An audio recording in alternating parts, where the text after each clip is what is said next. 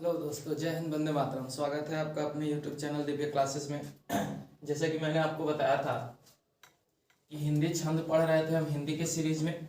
आज फिजिक्स का भी वीडियो जो है कि आपको मिल जाएगा नेक्स्ट सीरीज का। तो चलिए, उम्मीद है आप सब अच्छे होंगे, मस्त होंगे, जहाँ भी होंगे। एक छोटी सी डिस्क्रिप्शन कहिए या चेतावनी कहिए, जो भी कहिए। अभी एक ठो चाइना में बड़ा हड़कंप मचा हुआ है। एक ठो कोविड का वेरिएंट आया है BF.7।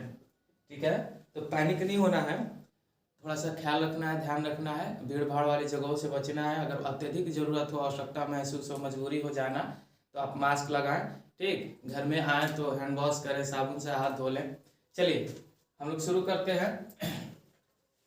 हमने आपको पिछले वीडियो में क्या बताया था कि छंद क्या होता है, ठीक है, और उसके बाद बताया था आपको कि छंद के प्रकार के अंग कितने होते हैं, ये बताया था ना।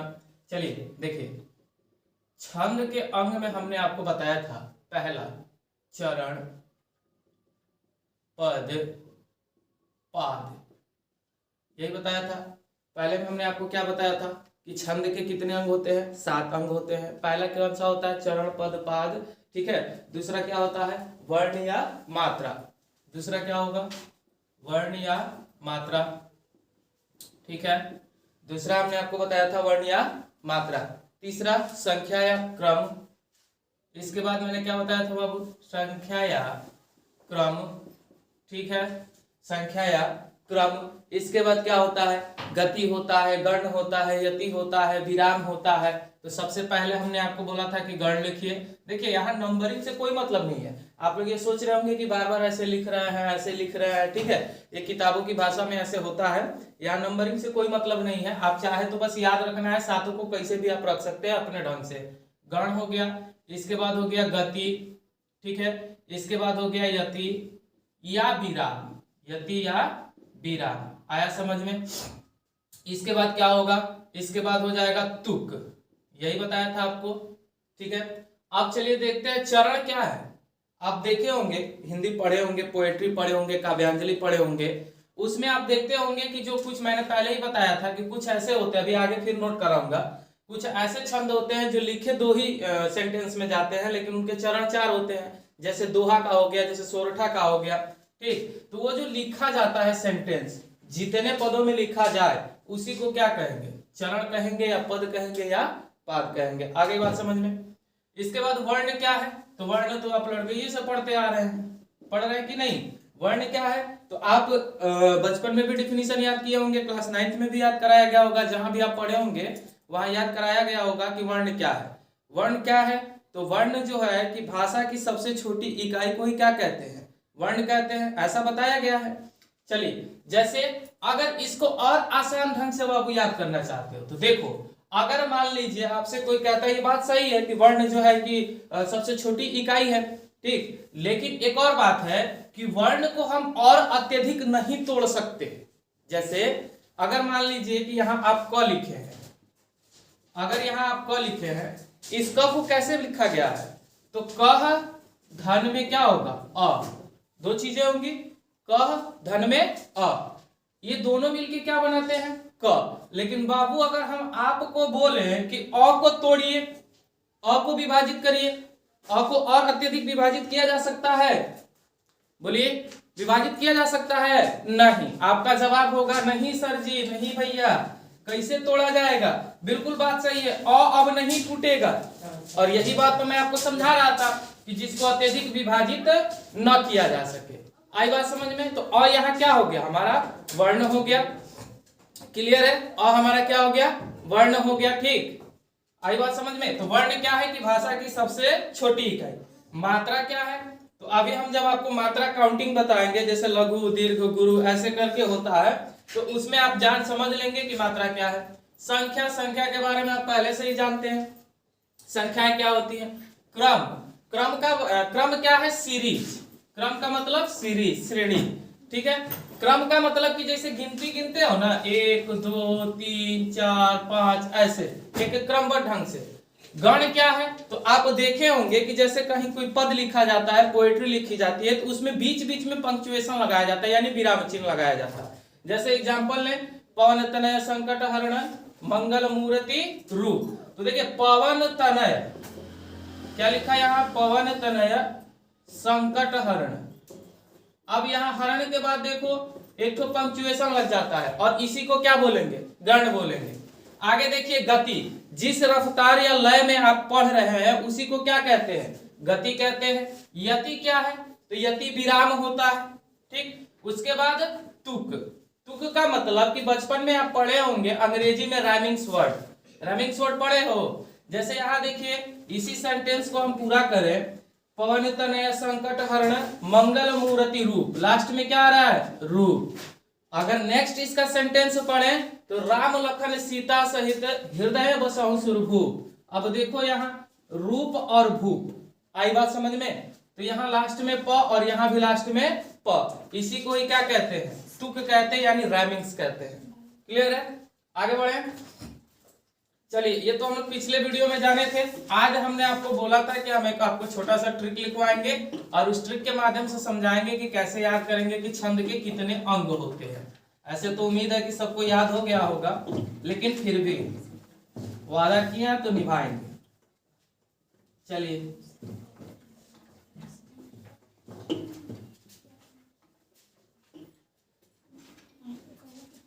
देखते हैं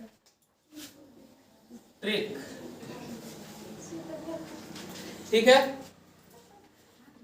चलिए देखिए ट्रिक में हम क्या लिखेंगे, वही बात है। देखो ट्रिक है क्या, तो अब मेरे विवेक से ट्रिक का दो ही मतलब है, एक कि बहुत बड़ी से बड़ी चीज को छोटे में कर देना, दूसरा कि जो बात आपको समझ में आ जाए वही ट्रिक है, वही सबसे आसान तरीका है, ठीक है। तो अब देखिए ट्रिक क्या है कि जैसे आपने पढ़ा है कि पहला चरण होता है, तो यदि आपको कहीं लिखना हो छंद के अंग तो जरूरी नहीं है कि आप पूरा लिखेंगे कि चरण फिर पद फिर पाद, ऐसा कुछ नहीं है। अगर आप इसमें चरण भी दिखा देते हैं तो भी आपका सही है, क्योंकि इसी का उपनाम समझ लो। जैसे गांव में एक बच्चे का 4-4 नाम होता है, वैसे ही इसका उपनाम समझ लीजिए कि चरण है फिर पद है फिर क्या है, पाद है, ठीक है। अब इसका ट्रिक क्या है, तो इसका ट्रिक है वही बात को लिखना है, बस थोड़ा सा छोटा कर देना है, अपने ढंग से लिखना है। दोहा वगैरह पढ़े हो वैसे उसी तरीके से लिख दीजिए। चलिए लिखिए चरण पद, क्या लिखना है, चरण पद वर्ण, चरण पद वर्ण मात्र संख्यागण, संख्यागण। पहला सेंटेंस क्या लिखो, चरण पद वर्ण मात्र संख्यागण। दूसरे सेंटेंस में लिखिए गति अति, गति अति, फिर लिखिए विराम, फिर लिखिए तुक, और यहां कॉमा लगा दीजिए और लिखिए सब हैं अंग। ये सब अंग ही है ना छंद के, ठीक है। चलिए देखिए कैसे पढ़ेंगे, चरण पद वर्ण मात्र संख्यागण गति अति विराम तुक सब है अंग, ठीक। एक तरीका ये हो गया याद करने का। अब कहोगे इसमें कोई लॉजिक ही नहीं है, लॉजिक है, जिनको याद हो जाएगा याद हो जाएगा। एक दोहे की तरह, एक पद्यांजलि की तरह याद कर सकते हैं आप। क्या याद करना, याद करना है ये कि चरण पद वर्ण मात्र संख्यागण गति अति विराम तुक सब है अंग, ठीक है। अब दूसरा एक बड़ा फनी ढंग बताता हूं। फनी का मतलब क्यों है, फनी का मतलब इससे है कि आप सुनेंगे देखेंगे तो कहेंगे ऐसा भी हो सकता है क्या, बिल्कुल हो सकता है, ठीक है। चलिए कराऊं, ऐसा कैसे हो सकता है। चलिए देखो गाना वाना सुनते हो, हमको तो पता है दिन भर में आप 50 बार गाना ही सुनते हैं, वीडियो देखने की फुर्सत नहीं है आपको। चलो देखते हैं क्या लिखना है, तो लिखना है शॉर्ट वीडियो में आपको मिल जाएगा इसका गाना, ठीक है, ठीक है। जैसे लिख रहा हूं लिखो, फिर समझा देता हूं। ये दो तरीके हैं, जो आपको अच्छा लगे उसको कर लीजिएगा, ठीक है।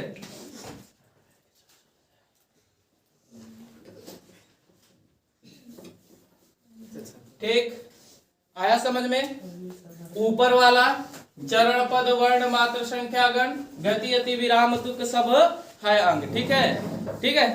अब यहां से देखो ये क्या चीज है, तो ये एक छोटे से गाना है जिसका एक हिस्सा है, ठीक। अब इससे कैसे याद करेंगे तो ये भी मैं बता रहा हूं, ठीक है। आई बात समझ में,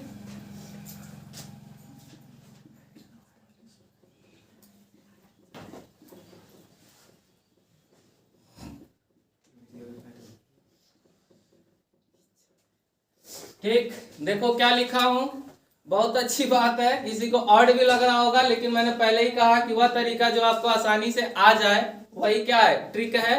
ठीक है, चलिए देखिए क्या लिखे हैं, एक ही गो चदरा बा, एक ही तकिया बा, एक ही गो बाटे बिछौना। ठीक है, एक गाने का हिस्सा है। अब इसको कैसे याद करेंगे, तो ध्यान दीजिए बाबू, अब यहाँ ध्यान देने वाली बात है। कैसे याद करेंगे, एक ही, गिरो मत भाई, एक ही का मतलब क्या है, जब आप एक ही शब्द सुनते हैं, एक ही मतलब कि एक क्या है, संख्या है। क्या है, संख्या है। संख्या है कि नहीं है, बोलो, एक क्या है, संख्या है।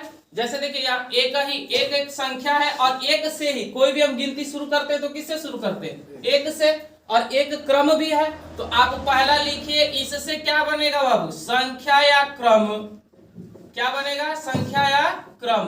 बोलो, देखो यहाँ है कि नहीं है, संख्या है ना, और इससे पहले भी हमने आपको बताया था कि संख्या या क्रम। आई बात समझ में। अब इसके बाद गो से क्या लिखो, देखो यहाँ गो है ना, गो है, गो से क्या लिखोगे, गो से लिखिए आप क्या, गण। बोलो, आ रही है बात समझ में। च से क्या लिखिए, च से क्या लिखना है, चरण।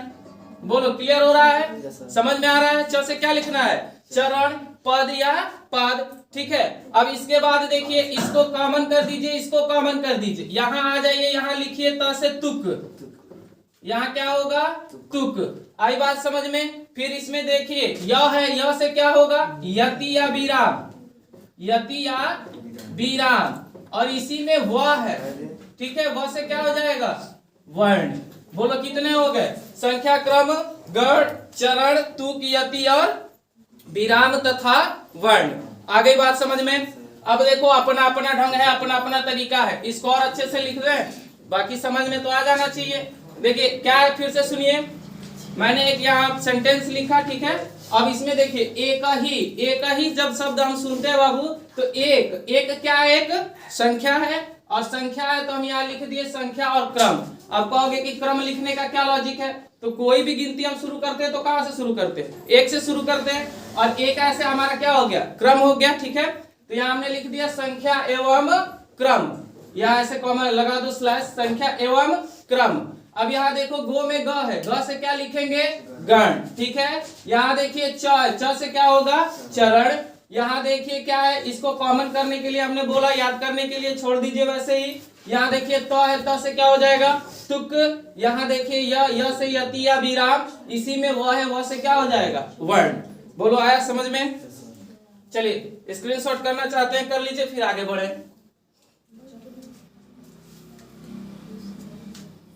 अब हम समझेंगे चरण क्या है, चरण होता क्या है। ठीक है,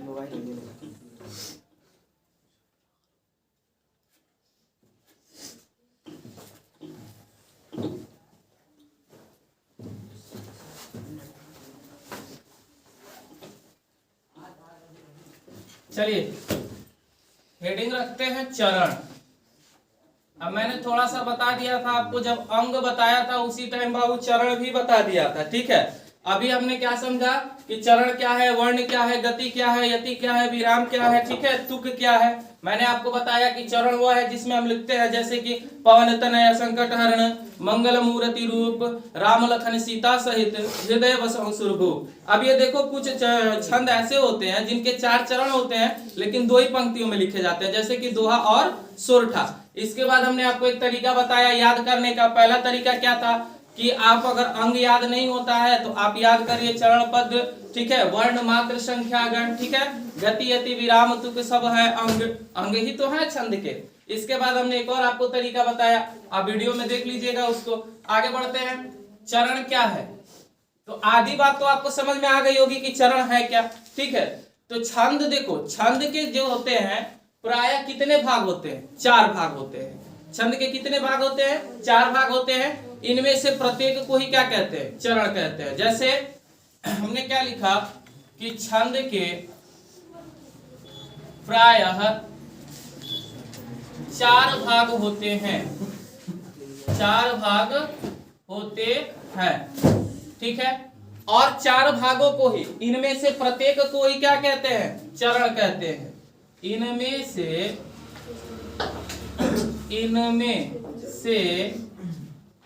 प्रत्येक को प्रत्येक को चरण कहते हैं, चरण कहते हैं। बोलिए डिफिनीशन समझ में आ रहा है कि नहीं आ रहा है? हमने क्या कहा कि छंद के प्रायः 4 भाग होते हैं और इनमें से प्रत्येक को ही क्या कहते हैं? चरण कहते हैं। लिख के समझाऊं? चलो देखो लिख के भी समझाता हूं। यहाँ हमने लिखा, आपको बड़ा फेमस एग्जाम्पल है, आप पढ़े भी होंगे, पढ़ते भी होंगे या सुनते भी होंगे।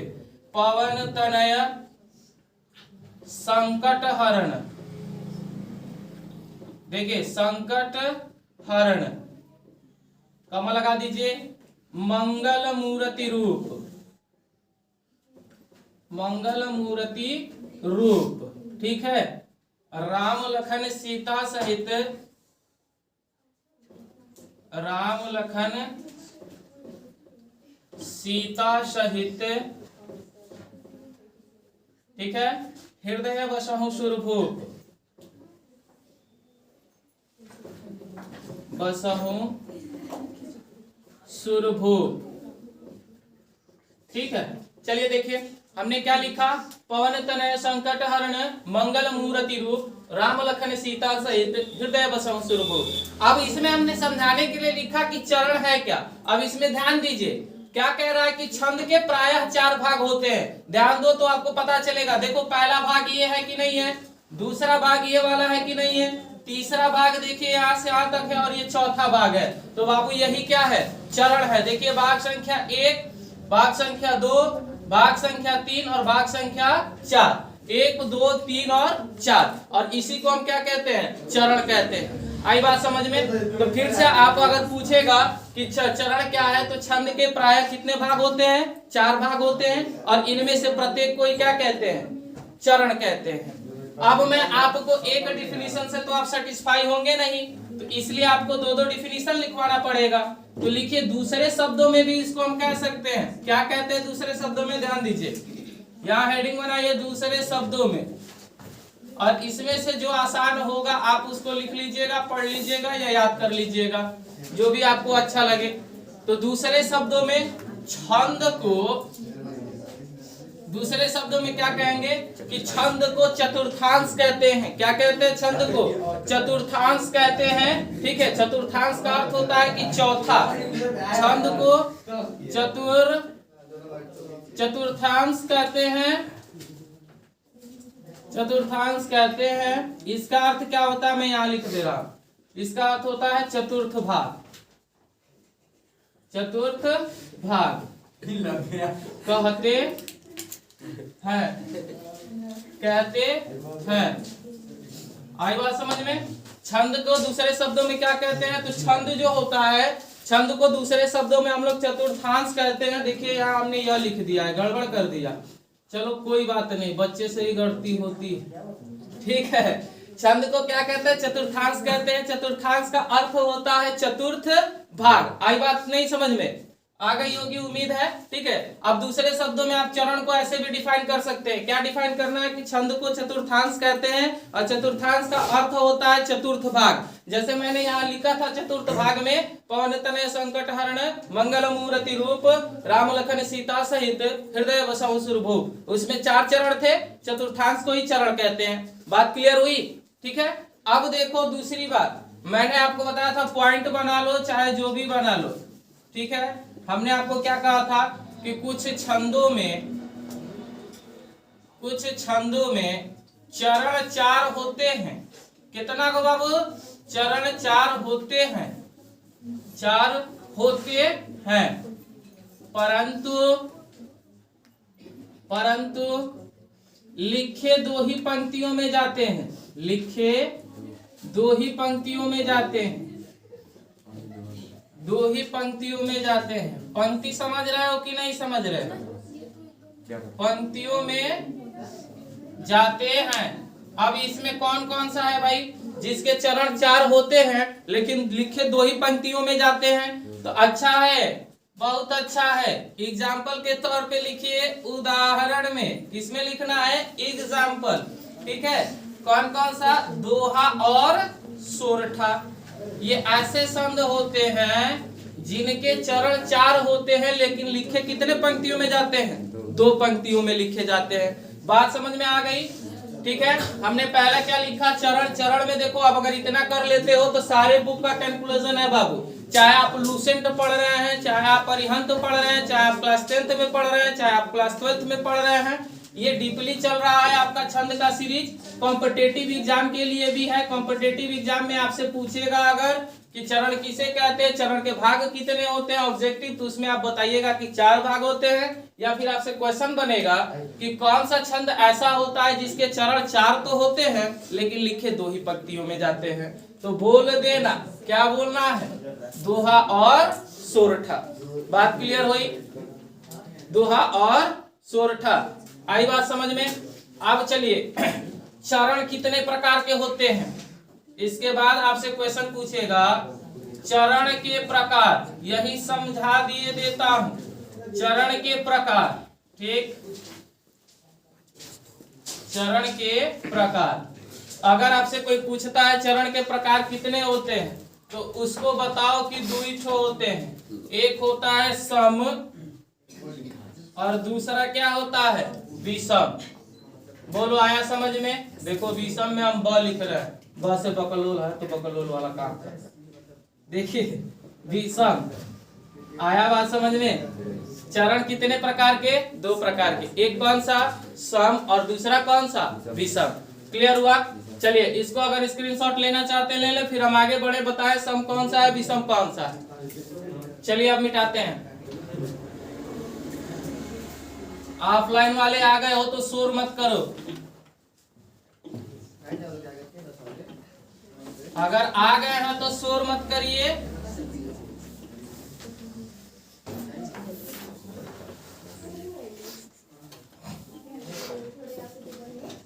चलिए, कैसे ही बना देते हैं ग्राफ टाइप का और यहीं लिख देते हैं। कितनी बार बोले कि हल्ला मत करो। चलिए देखिए, चरण 2 प्रकार के होते हैं। कौन कौन सा? सम और विषम। सम और विषम। ठीक है, अब सम चरण क्या होता है? तो सम चरण पहले मौखिक सुन लीजिए। चरण के 2 भाग, एक होता है सम, एक होता है विषम। सम चरण कौन सा होता है? तो जो भी आप लिख रहे हैं, जैसे दोहा का लिख रहे हैं, तो उसका द्वितीय और चतुर्थ भाग जो होता है वो सम चरण होता है। और विषम कौन सा होता है? प्रथम और तृतीय भाग ही विषम होता है। आई बात समझ में? इसी बात को लिखना है। जैसे कि मैंने आपको एग्जांपल दिया था, तो उसमें 4 चरण थे, 2 ही पंक्तियों में लिखा था। ठीक है, तो पहले यहाँ लिख लीजिए सम चरण में कि द्वितीय तथा चतुर्थ भाग को समचरण कहते हैं। समचरण कहते हैं। इसके बाद क्या लिखना है कि तृतीय तथा प्रथम तथा तृतीय, प्रथम तथा तृतीय भाग को विषम चरण कहते हैं। विषम चरण कहते हैं। ठीक है, क्या कह रहा है कि समचरण कौन सा होता है? तो द्वितीय तथा चतुर्थ भाग को समचरण कहते हैं, और उसके बाद प्रथम तथा तृतीय भाग को क्या कहेंगे? विषम चरण कहेंगे। बात क्लियर हुई? अब देखो, यहाँ आज हमने क्या पढ़ा, एक बार जल्दी से मैं बता देता हूँ। और इसके साथ साथ ही आपका SST का भी क्लास होगा। SST में हम उन चीजों को डिस्कस करेंगे, यानी सामाजिक में उन चीजों को डिस्कस करेंगे जो बोर्ड एग्जाम के दृष्टि से बहुत महत्वपूर्ण होंगे। ठीक है, और उनमें एक एक चैप्टर वाइज चलेंगे। केवल उन्हीं टॉपिकों को डिस्कस करना है जो आने वाले हो या आने के लायक हो। आई बात समझ में? इसके बाद आज आपको अंग्रेजी का भी क्लास मिलेगा। ठीक, चलिए, हमने आज समझा कि चरण के छंद के अंग कितने होते हैं, तो हमने बताया 7। कौन कौन से होते हैं? तो चरण, पद, वर्ण, मात्रा, ठीक है, संख्या, इसके बाद गति, यति, विराम, तुक, ये सब हमने समझा। फिर उसका ट्रिक समझा 2 ठो कि कैसे याद होगा। इसके बाद हमने चरण पे डिस्कस किया कि चरण क्या होता है। फिर हमने चरण का एग्जाम्पल भी दिया था। अब सम चरण क्या होता है, इसके बाद विषम चरण क्या होता है। तो सम चरण में आप बताइएगा कि द्वितीय तथा चतुर्थ भाग को समचरण, प्रथम तथा तृतीय भाग को विषम चरण कहते हैं। ठीक है, अब कैसे एग्जाम्पल में, तो एग्जाम्पल में पहले भी लिख चुका था, अब दोबारा भी लिख देता हूं एक बार। पवन तनय संकट हरण मंगल मूर्ति रूप, मंगल मूर्ति रूप, ठीक है, मंगल मूर्ति रूप राम लखन सीता सहित हृदय वसहु सुरभो, वसहु सुरभो। ठीक है, अब इसमें ध्यान दीजिए, हमने क्या कहा आपसे, ये जो प्रथम चरण है, ये वाला चरण जो है, यानी ये जो प्रथम चरण है, ठीक है, ये प्रथम चरण, ठीक है, और ये तृतीय चरण, ये दोनों ही कौन से चरण है, विषम चरण है। बोलिए, आ रही है बात समझ में? प्रथम और तृतीय चरण विषम है। यहाँ देखिए द्वितीय और चतुर्थ यानी चौथा चरण, ये क्या है, सम है। ठीक, आज के लिए बस इतना ही रहने दें, बाकी का नेक्स्ट वीडियो में फिर मिलते हैं। ठीक है, जहां रहिए मस्त रहिए, और अगर अच्छा लगे तो लाइक करिए, शेयर कीजिए, सब्सक्राइब कीजिए, और बच के रहिए, क्योंकि मैंने वीडियो के पहले ही बता दिया था शुरू होने के कि एक ठो पागल फिर चल दिया है जिसका नाम है BF.7, और चाइना की देन है ये। घबराना नहीं है, पैनिक नहीं होना है, भीड़ भाड़ वाली जगहों से बचिए, अगर अत्यधिक जरूरत हो जाना, ठीक है, तो क्या करें, मास्क लगा के जाए, जहां रहे हैंड वॉश करते रहे। जय हिंद, वंदे मातरम।